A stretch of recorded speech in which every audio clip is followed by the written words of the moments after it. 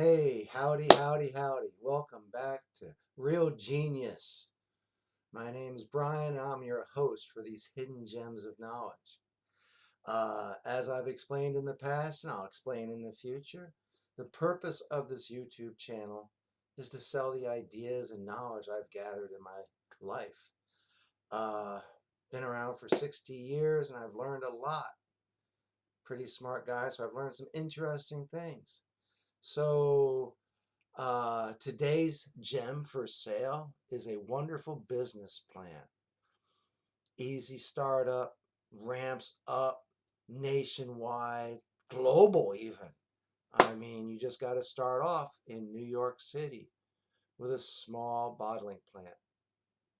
Now, once you have that going, it'll be easy to advertise on thousands and thousands of blogs uh, for free. You can just go to each blog and just do some product placement and then move on to the next blog. You can start off very small, almost in a garage, and ramp up over time. The most expensive thing is the bottles and the transportation. This really requires distribution of the product for it to be successful. So if you're able to handle a distribution of a valuable product, and you want to start small in New York City, and then if you get successful there, then maybe buy a little manufacturing plant and get bigger. And then as you do better and better, you can open up new places, new bottling plants in New Orleans, San Francisco, Paris, Greece, China, all over the world, really. I mean, this is an awesome opportunity for young people who want to see the whole world and make money doing it. So there you go. If you have the get up and go to have your own business, which I do not have, okay? If you have that kind of get up and go that you can build a business over time and make it large and a multi-million-dollar operation, well, I got the idea for you. So if you want this business model, you give me a call and we'll talk some turkey. Oh, happy Thanksgiving, by the way. Okay, as I said, every time I make a video, I'm going to give you a free gem. The free gem today needs to be put out there in public discussion. So that's one of the reasons why I'm putting it out today. Uh, a month or so ago, hundreds of people were killed by a devastating hurricane. An entire island was wrecked. And the saddest part is we could have stopped it. We have the technology to steer hurricanes. We've had the technology for 50 years. I mean, it's really amazing how long we've had this ability and we don't use it. In the Vietnam War, we engaged in weather warfare. The Viet Cong would transport weapons through trails through Cambodia and avoid the the North Vietnamese and South Vietnamese borders. And weapons would just flow into South Vietnam. So they finally decided if they could make it rain on these dirt trails, they would get too muddy to transport materials. So they began a weather war. They'd have multiple flights of military planes dropping their payloads, not of bombs, but of dry ice and other chemicals that cause condensation in clouds and cause them to rain. As a typhoon approached, it would be going this way and would keep going that way until it hit whatever it was going to hit. But we wanted to hit a certain part of Vietnam, right around the North Vietnamese, South Vietnamese border going into Cambodia. So what we would do is we would steer the typhoons. Now, hundreds, maybe thousands of pilots participate in this program.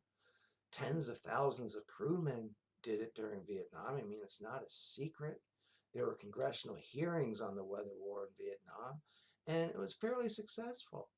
They were able to steer the store 60 to 70% of the time. They could steer it in the direction they wanted it to go. Sometimes Mother Nature was too powerful. But 50 years have gone by, okay? We know a lot more about hurricanes now. We know their dynamics. We know all kinds of things. We'd be much more successful at steering them now. Now, instead of spending billions of dollars on war, let's spend billions of dollars to keep people safe and to keep our cities and islands and ships from being devastated. It wouldn't be that hard. The hardest part is getting a law in place that prevents lawsuits in case of failure. I mean, you're steering a hurricane, you can't guarantee it's going to work. And if you do try, it's going to make hurricane prediction a little bit tough. Okay? It might go chaotic on you. It might suddenly shoot up to New York City, who's not expecting it, down in North Carolina. Or this part of Florida might be expecting a lot of rain, but this part gets it instead. Wouldn't it be great if you could see the government for every hurricane that ever struck? And people would really look forward to doing that if we didn't pass a law. We should be allowed to try to save lives without being penalized for failing. A hurricane approaches Miami Beach. Send an aircraft carrier over. Do some flights out of Pensacola and MacDill. Make that hurricane turn to the right. Make it go to the sea. Make it go out in the middle of the Atlantic where no one can get hurt. In Vietnam War, they had special operations soldiers stationed along the Ho Chi Minh Trail. And after a rain and before a rain and when it wasn't raining, they would go down and they'd measure the trail, the soil of the trail, the glutenosity, how much moisture it held, how deep stuff would sink in it. Sometimes they would be able to make so much rain hit the trail that not even a person could walk down it. They'd be up to their knees in mud. Other times, bicycles that they used to carry machine guns and ammunition and everything else down that trail were not able to move. And most of the time, they weren't able to move jeeps and trucks. I mean, it was a successful program. They had like a 60-70% rate of success. Now, just think if 60 to 70% of the hurricanes that struck Florida in the last 10 years were steered away, and Paradise Beach is still there. Wouldn't that be a great thing? So that's my gem of knowledge for you today.